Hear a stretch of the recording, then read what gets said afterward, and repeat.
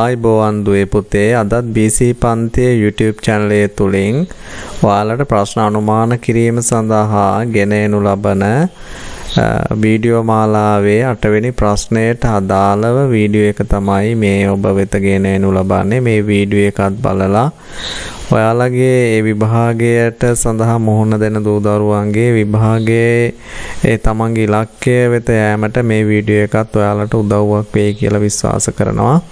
ඒ නිසා ඔයාලා මේ වීඩියෝ එකත් අනිවාර්යයෙන්ම නරඹලා ඔයාලට යම් ප්‍රශ්න මොනවා හරි තියෙනවා නම් ඒ සඳහා අපේ වීඩියෝ එක යටින් comment section එකේ comments එකක් මගින් හෝ මගේ නම්බරයට message එකක් මගින් හෝ දැනුවත් කරන මෙන් කාරුණිකව ඉල්ලා සිටිනවා.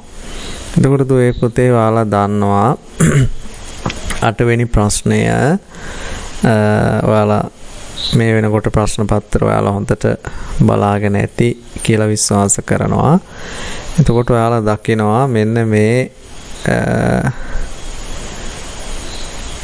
2019-20 ඔන්න. එතකොට ඔයාලට මම දාලා තියෙනවා මේ හතරම. එතකොට 8 වෙනි පාඩමට 10 වෙනි පාඩමට අදාළව තමයි 8 වෙනි ප්‍රශ්නය අහලා තිබුණේ. එහෙම අහපු නැති අවුරුදුත් තිබුණා.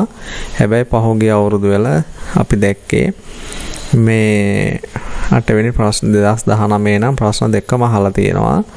ඒක 21යි අහලා තියෙන්නේ. එතකොට ඔයාලට පේනවා 21 22 එකයි අහලා තිබුණේ. හැබැයි 22 23 මෙන්න මේ දෙකම අහලා තිබුණා. එතකොට මේ ළඟ අවුරුදු දෙකේ එක ප්‍රශ්නයයි අහලා තිබුණේ. 10 වෙනි පාඩමට අදාළ කලා ශිල්ප ඔයාලා දන්නවනේ. එතකොට මෙන්න මේ ප්‍රශ්න 2019 ඇවිල්ලා තියෙන්නේ ස්තූප නිර්මාණයේදී ಭಾರತೀಯ ස්තූප කලාවේ මৌলিক ආකෘතිය නවීකරණ ආකාරය උදාහරණ මගින් පැහැදිලි කරන්න. එතකොට එකක්. එතකොට මේකේ තියෙන බෞද්ධ සාර ධර්ම ජන විඥාණයට සම්ප්‍රේෂණය කිරීමෙහිලා කෝට්ටේ යුගයේ සිංහල පද්‍ය සාහිත්‍ය රචකයන් විසින් ගන්නා ලද උත්සාහයල වැඩ සංග්‍රහ වැසුරෙන් නැගීමට ලක් කරන්න. එතකොට පද්‍ය නිර්මාණයක් පිළිබඳව තමයි අහලා තිබුණේ කෝට්ටේ යුගයේ. ඊට බුද්ධ ප්‍රතිමා නිර්මාණයේ ආරම්භය කෙටියෙන් දක්වා එහිලා භාවිත ආසන හා මුද්‍රා නිදසුන් මගින් විස්තර කරන්න.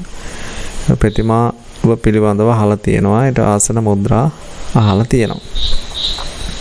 එතකොට සඳකඩ පහන හෙළ කලාකරුවාගේ ආදීනත්වයේ විදහ දක්වන විශිෂ්ට නිර්මාණයක විමසන්න. එතකොට ගිය අවුරුද්දේ ගන්ධාර හා මතුරා බුද්ධ ප්‍රතිමා සම්ප්‍රදායන්හි ලක්ෂණ කෙටියෙන් හඳුන්වා ශ්‍රී ලංකේය බුද්ධ ප්‍රතිමාවේ සුවිශේෂිතා පෙන්වා දෙන්න. එතකොට බුද්ධ ප්‍රතිමාව ඔන්න අහලා තියෙනවා. මෙන්න මේ ගන්ධාර මතුරා සම්ප්‍රදායන් දෙකත් අහලා තියෙනවා. එතකොට 8 ගිය අවුරුද්දේ වෙනස් වුණා මෙන්න මේ විදිහට. දැන් අපි දන්න ඕලවල ලියන කොටත් අන්තිම ප්‍රශ්නෙට කෙටි සටහන් ලියන්න දෙකක් දෙනවා. මේ සැරේ ගිය සැරේ මෙන්න මේ විදිහට මේ ආකෘතිය දාලා තිබුණා. මාත්‍රිකා අතරින් දෙකකට ප්‍රමාණවත් සටහන් ලියන චේතීකර පටිමාගර මුරගල කොරවග්ගල. ඒකට ඔයාලට පේනවා මෙන්න බුද්ධ ප්‍රතිමාවේ ආරම්භය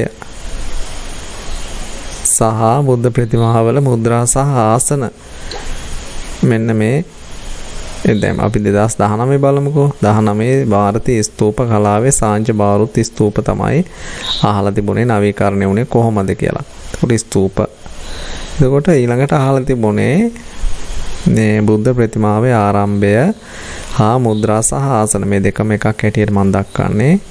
මේ දෙකම කලවමක් හැටියට ආරම්භය දක්වනවා බුද්ධ ප්‍රතිමාව. ඊට පස්සේ මුද්‍රා සහ ආසන පිළිබඳව 2020 අහලා තිබුණා එක ප්‍රශ්නයකට.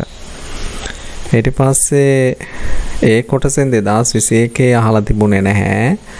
හැබැයි 2022 23 ගේ අවුරුද්දේ අහලා තිබුණා මෙන්න මේ ගන්ධාර මතුරා සම්ප්‍රදාය ඒ පිළිබඳව අහලා. ඊට පස්සේ ශ්‍රී ලංකාවේ බුද්ධ ප්‍රතිමා නේද? ඔයාලට මතක ඇතිනම් ශ්‍රී ලංකාවේ බුද්ධ ප්‍රතිමාවේ ශ්‍රේෂ්ඨතාව පෙන්වා දෙන්න. ඔන්න ඕකනේ අහලා තිබුණේ. එතකොට දුවේ පුතේ මෙන්න මේ ටිකම ආවරණය වෙලා තියෙනවා. මෙන්න මේක හරි, මේක හරි, මේක හරි, මේක හරි, මේක හරි. එතකොට මේ පහම ආවරණය වෙලා තියෙනවා. එතකොට ඔයාලට පේනවා මේ සැරේ විභාගයට බොහෝ වෙලාවට මෙන්න මේ කොටසෙන් ශ්‍රී ලංකේය බුද්ධ ස්තූප කලාවේ ආරම්භය අහන්න පුළුවන්. හරිද? ලංකාවේ ස්තූප කලාවේ ආරම්භය කොහොමද සිදු වුනේ? ඊට විවිධ ස්තූප ආකෘති ගැන අහන්න පුළුවන් එක ප්‍රශ්නයකට. නැත්නම් අනන්‍යතා ලක්ෂණ අහන්න පුළුවන්. ස්තූපයේ සංකේතාර්ථ. ඒකට ඔයාලට පේනවා මෙන්න මේ ටික අනිවාර්යයෙන්ම ඔයාලා මේ කොටස් 4ම හොඳට අධ්‍යයනය කරගෙන ගියොත් මේ සැරේ ස්තූප පිළිබඳව ඇහුවොත් මෙන්න මේකේ අහලා තිබුණ ස්තූප එකක්. මොකද්ද? ಭಾರತೀಯ ස්තූප කලාවේ ගැන තමයි අහලා තිබුණේ. සාංචි මාරුති ස්තූප. ස්තූප ප්‍රශ්නයක් අහලා තිබුණා. නමුත් ඒකේ අහලා තිබුණේ ලංකාවේ ස්තූප කොහොමද කියලා. ಭಾರತೀಯ ස්තූප කලාවේ මৌলিক ආකෘතිය අහලා තිබුණේ. එතකොට 2019 අහලා තියෙන්නේ ಭಾರತೀಯ ස්තූප කලාවේ ආකෘතිය. හැබැයි ඔයාලට මේ සැරේ බොහෝ වෙලාවට අහන්නේ ශ්‍රී ලාංකේය ස්තූප කලාවේ ආරම්භය අහන්න පුළුවන්. ඊට විවිධ ස්තූප ආකෘති අහන්න පුළුවන්. ඊට ශ්‍රී ලංකාවේ ස්තූපයේ අනන්‍යතා ලක්ෂණ අහන්න පුළුවන්. ස්තූපයේ සංකේතාර්ථ අහන්න පුළුවන්. ඒ නිසා මේ කොටසට අනිවාර්යයෙන්ම සූදානම් වෙලා යන එක වටිනවා. එතකොට ඒක තමයි විශේෂයෙන් ඔයාලට highlight කරලාම කියන්න තියෙන්නේ. මෙන්න මේ කොටස බලාගෙන යන්න කියලා. ඊට පස්සේ මේකේ අපි දන්නවා අපේ සිලබස් එකේ මෙන්න මේ 19 අහලා තිබුණේ නැහැ මේ ටිකෙන්. 20 අහලා තිබුණේ නැහැ. හැබැයි සඳකඩ පහන පිළිබඳව අහලා තිබුණා ප්‍රශ්නයක්. මේ බලන්නකෝ. සඳකඩ පහන හෙළ කලාකරුවාගේ ආදීනත්වයේ විදහා දක්වන විශිෂ්ට නිර්මාණයක විමසන්න. ඔක අහලා තිබුණානේ. ඔය සඳකඩ පහන ගැන අහලා තිබුණා. ඊට පස්සේ මෙන්න මේ කොටස් 4ම අහලා තිබුණා. චේතියගර, බෝධිගර, ඊට පස්සේ මොරගල, කොරවක්ගල. ඒකට අහලා නැහැ. පටිමාගර අහලා නැහැ. මේ සැරේ මේ ආකෘතියට තමයි ප්‍රශ්න පත්‍රය හැදෙන්නේ. එතකොට මේ සැරේත් අනිවාර්යයෙන්ම දුවේ පුතේ මෙන්න මේ ආකෘතියමයි එන්නේ. අනිවාර්යයෙන්ම කෙටි සටහන් දෙකකට ලියන්න එනවා. ඔයාලා හිතන්න එපා මේක 10 වෙනි පාඩමෙන්ම අහයි කියලා මේ සැරේ අනුමාන කරන්න බෑ.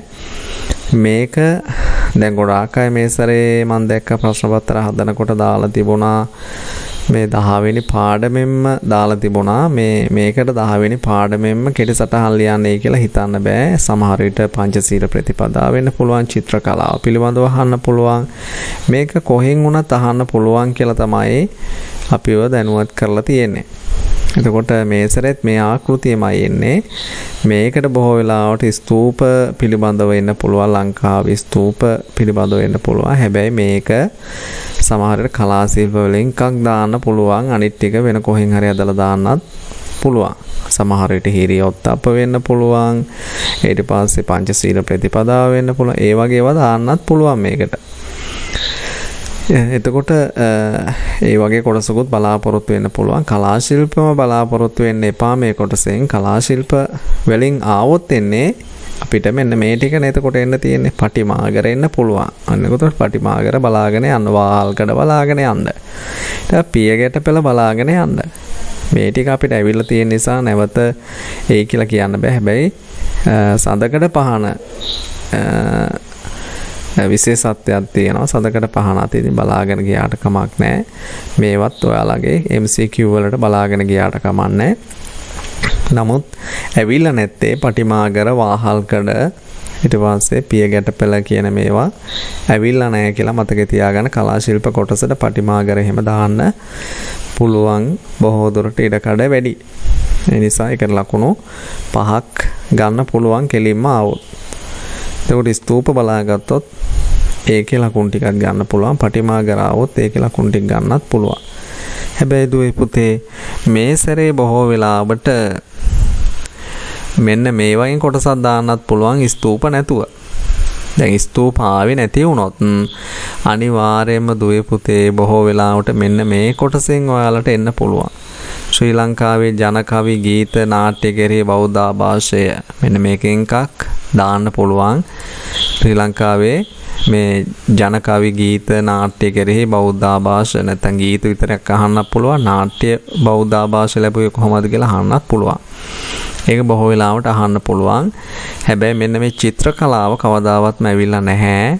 ඒක මේ චිත්‍ර කලාව දාන්නත් පුළුවන්. ශ්‍රී ලංකාවේ බෞද්ධ චිත්‍ර කලාවේ තේමා අරමුණු හා විශේෂතා කියලා අහන්නත් පුළුවන්. එතකොට ඔයාලා හිතන්න එපා ස්තූපමයි කියලා. මෙන්න මේ කොටසෙන් එකක් දාන්නත් පුළුවන්. හරිද? එතකොට මේ අපි මේක ලොකු විෂයක් හැටියට සලකන්නේ. ඉතින් මාතෘකාව අන්තිම මාතෘකාවෙන් අපිට කොහෙන් දෙයිද කියලා කියන්න බෑ. මේකේ අපි අහලා තිබුණා දඹදෙණිය හා කෝට්ටේ යුගවල සිංහල ගද්‍ය හා පද්‍ය සාහිත්‍ය බුදු සමයෙන් පෝෂණය වූ ආකාරය. අපි දන්නවා කෝට්ටේ යුගයේ සිංහල පද්‍ය එකක් අපිට දාලා තිබුණා. ලෝවැඩ සංගරාව පිළිබඳව අහලා තිබුණා. ඊට ගද්‍ය කියන ඒවා අහලා තිබුණේ නෑ. දඹදෙණිය යුගයේ සිංහල ගද්‍ය බුදු සමයෙන් පෝෂණය වුණු ආකාරය කොහොමද කියලා අහන්නත් පුළුවන්. එතකොට දඹදෙණිය යුගයේ සිංහල සාහිත්‍ය ගැන අහන්නත් පුළුවන්. එතකොට මෙන්න මේ ටිකට වැඩි බරක් මේ සැරේ දාගත්තොත් ගොඩක් හොඳයි. හේතුව මොකද දන්නවද? අපිට පහුගිය කාලේ තිබිච්ච ගුරු පුහුණු ආදී වැඩසටහන් වල මෙන්න මේ කොටස පිළිබඳව හයිලයිට් වුණා වැඩි කියලා මගේ විශ්වාසයක් තියෙනවා. එතකොට මෙන්න මේ ටික බලාගෙන යන්න. ඊට පස්සේ බෞද්ධ චිත්‍ර ටික බලාගෙන යන්න. ඒ ටිකත් බලාගෙන ගියොත් ඔයාලට මේ 8 වෙනි ප්‍රශ්නයට අනිවාර්යයෙන්ම හොඳ ලකුණක් ගන්න පුළුවන් වෙයි කියලා විශ්වාසයක් තියෙනවා. ඒ නිසා ඒ පිළිබඳවත් ඔයාලා බලාගෙන යන්න. බලාගෙන ගිහිල්ලා ඔයාලගේ ලකුණු අරගෙන ඒකක් දක්වා අරගෙන යන්න ඔයාලට හැකියාව ලැබෙන්න කියලා ප්‍රාර්ථනා කරනවා. ඒ නිසා මේ වීඩියෝ එකත් ඔයාලා හොඳට අධ්‍යයනය කරලා ඔයාලා අනුමාන ගොඩනගාගෙන මේ ප්‍රශ්නය එයිම කියලා හිතලා ප්‍රශ්න හොයාගෙන නැත්නම් හදාගෙන ලියන්න. මේ ශ්‍රී ලංකාවේ බෞද්ධ චිත්‍ර කලාවේ තේමා අරමුණු හා විශේෂතා මොනවද කියලා ඔයාලම පාඩම් කරලා ලියන්න ප්‍රශ්නයක්. ඒක අමාරු වැඩක් නෙවෙයි. හොඳට බලලා ලියන්න. ඊට පස්සේ නාට්‍ය කලාවේ ජන ගීත බෞද්ධ තුල බෞද්ධ ආభాෂය කොහොමද ලැබුවේ? ඊට පස්සේ ජන කවිය බෞද්ධ ආభాෂය කොහොමද ලැබුවේ? නාට්‍ය කෙරෙහි බෞද්ධ ආభాෂය ලැබුවේ කොහොමද කියලා වෙන වෙනම තුනක් හැටියට ලිව්වට කමක් නැහැ. ඊට පස්සේ දඹදෙණිය කෝට්ටේ යුගවල සිංහල ගද්‍ය බුදු සමයෙන් පෝෂණය වුණේ කොහොමද? පද්‍ය පෝෂණය වුණේ කොහොමද කියලා හොඳට බලාගෙන යන්න. එතකොට ওই දෙකෙන් ওই තුනෙන් ඔයාලට බොහෝ වෙලාවට ප්‍රශ්නයක් අහන්න ඉඩ තියෙනවා කියලා ලොකු විශ්වාසයක් තියෙන. ස්තූප ආවේ නැති වුණොත්. එතකොට ස්තූප ආවොත් ඔයාලට හරි ලේසියට මේ ස්තූප ඔයාලට ලස්සනට ලියා ගන්න පුළුවන්. අපි දන්න කාරණා ටිකක්මයි තියෙන්නේ. මේකත් වැඩි අවධානය යොමු කරන්න. ඔයාලා මතක තියාගන්න මේ සැරෙත් අනිවාර්යයෙන්ම මේ ප්‍රශ්න රටාව තමයි එන්නේ. මේකේ සමහරට කලා ශිල්ප දෙකක් දෙන්න පුළුවන්. අනිත් ඒවා පිටින් දෙන්නත් පුළුවන් කියලා මතක තියාගන්න කියන කාරණේ මතක් කරමින් ඔබ සියලු දෙනාටම තෙරුවන් සරණ ප්‍රාර්ථනා කරනවා.